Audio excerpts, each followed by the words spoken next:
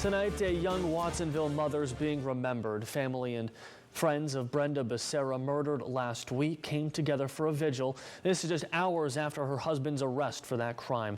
Watsonville police held a news conference with the announcement that Becerra's family has been anxiously waiting for. Her husband, Cesar Hernandez, was taken into custody after vanishing when his 24-year-old wife was reporting as missing last Thursday.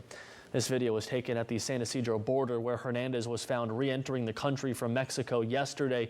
Watsonville police met him there with handcuffs. Thanks for being here at 11 o'clock. I'm Aaron Groff. We'll have more details on Hernandez's arrest in just moments, but we want to start with KION's Jocelyn Ortega, who joins us live in Watsonville tonight after being with the family at tonight's vigil. Hey, Jocelyn.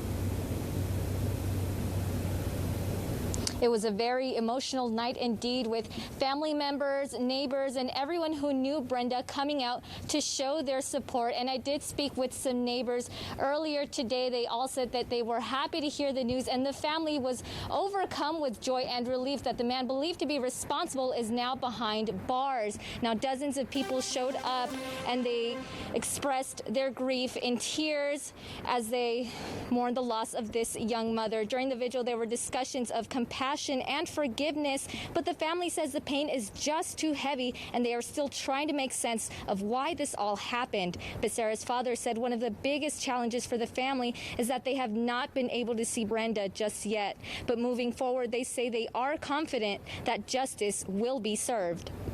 He just did not deserve her. Cesar is going to get the justice that he deserves, and he's going to get the worst of the worst. God has managed to bring him in, and now it's up to the authorities to do what's right. But if you ask me, may they never let him go.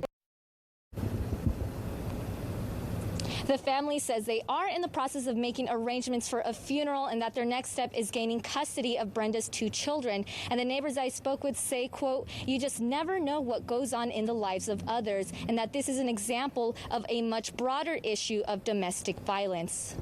Some people just act on impulse, and then they don't know what they're doing. It's their pain they're going through. We don't understand it because we're not going through it.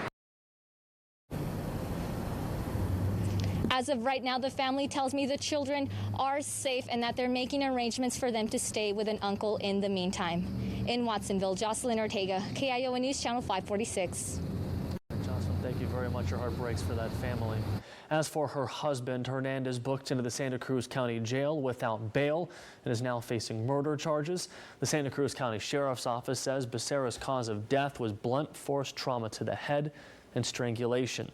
Hernandez is expected to be arraigned on those charges in County Superior Court later this week.